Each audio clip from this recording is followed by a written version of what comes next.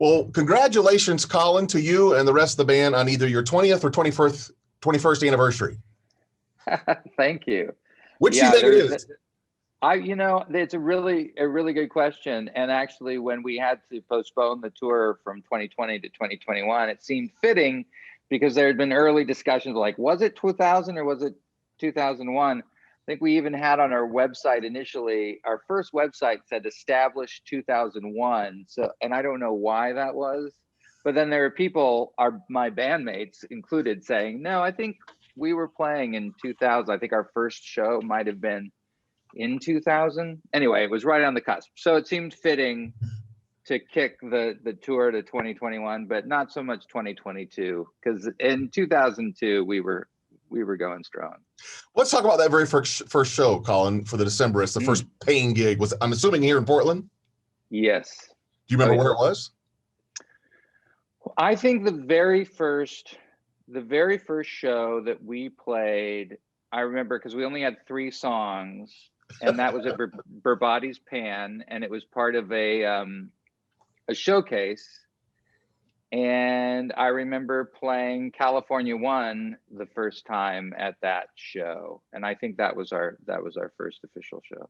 I love that. And that was the show. Actually, I remember because we were the December Brides during the sound check, but then changed the name in between sound check and show because we went to Shanghai Tunnel with my friends, and they were all like, we don't like December Brides. You got to come up with something different. So we all it was okay, quick, we've got a show. And it was that whole thing where we got announced as December Brides, and I had to tap on the guy's shoulder and be like, no, we're the Decemberists. We're not the December Brides. And was that the right decision?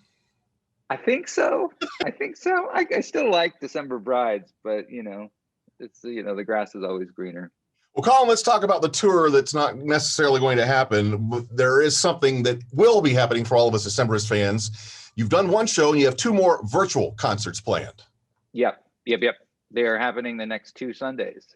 April 18th and April 25th. And I understand that each of these shows has its own unique playlist.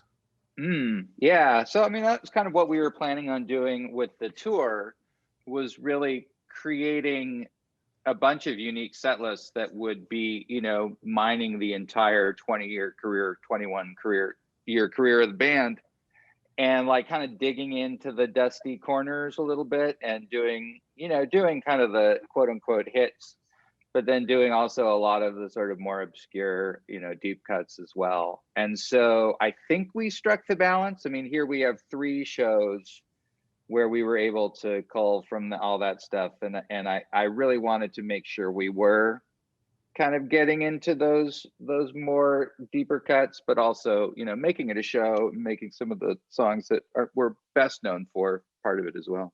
Where is the band located during the show? Where are you guys performing from? At this place called Bodecker Foundation, which is in Northwest Portland, and started by Sandy Bodecker. It's kind of a big community event space. It has a studio in it that Chris Funk, our guitar player, runs, and we've recorded there. And so it was outfitted with a studio. It's got a big enough space. Seemed like the right spot to do it. Tickets are available at Decemberists.com, and I understand a fan can purchase a VIP membership. What's the benefit of that? What do you get with the VIP? With the VIP show, it's sort of like a backstage, backstage pass kind of thing. Like there's going to be like a Zoom hangout, like Q&A kind of thing. Oh, cool. But then also there'd be 3 extra songs. So it's sort of like an encore for the hardcores, who want to have a little extra screen time, Decemberist style. And Colin, what about merch? It's not a concert if there's no merchandise. I know. No, there is merch. I think on the thank you for setting that up for me. I stole that right off your website. Oh yeah. So I think there's merch on the website, and I think that you can bundle up your tickets with merch. So how have you Awesome. How have you and the rest of the band spent your time during the lockdown? Have you been in Portland the whole time? Yeah, everybody's been in town. When the lockdown happened, I was actually working on a book. I just sold a novel, so that's sort of what I've been working on this time. Oh, wow. So I kind of lucked out. And so that's taken up my time. What's the genre? Well, it's another, I think ostensibly a middle grade novel like Wildwood and the Wiz Mob, but it's a horror novel set on the Oregon coast in 1987.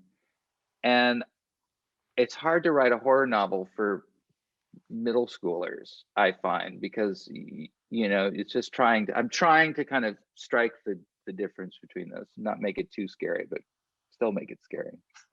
So the past 13, 14 months have been tough on everybody around the world, but I feel like it's been perhaps particularly tough for those of us here in Portland. The city is going through a rough time. What are your thoughts right now in the state of Portland? Are you a native Portlander? No, I grew up in Montana, but I moved from Missoula, Montana to Portland in 1999. I have so many friends from Missoula. Do you? That have moved here. It's a good town. Yeah, there was a big exodus. Certainly, when I moved out, there was a lot of people coming out from Missoula. And so I don't know if I'm not a native, but I don't know if does that make me a longtime Portlander? I mean, I live outside of town now too. My wife and I, we bought a farm south of town. So I don't know how much of a Portlander I am. So it's hard for me to speak on Portlandy things, without being like somebody kind of on the outside looking in. Sure. But I mean, I recognize, it's just going through some changes. I think, just like the fact that the community is being vocal and I hope being heard by city council. I mean, there's lots of problems. I have no solutions, but I have a feeling that once we come out of this pandemic, hopefully, we'll be moving in the right direction. I think that's the first thing to tackle. Our studios here at KINK are right downtown, so we've seen the worst of it, and I do feel like things are slowly but surely starting to, maybe it's springtime, I don't know, things are starting to come back to life, and I feel like it's going to be just fine.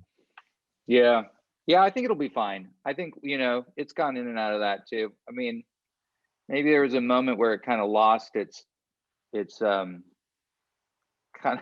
of dirty edges, and it certainly regained them.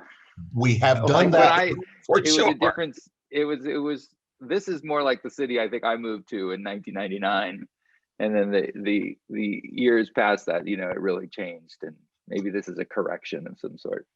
Before I let you go, speaking of Portland and performing, I know it's been a bit since you guys have performed at a Portland venue. Do you guys have a favorite place to perform here in Portland?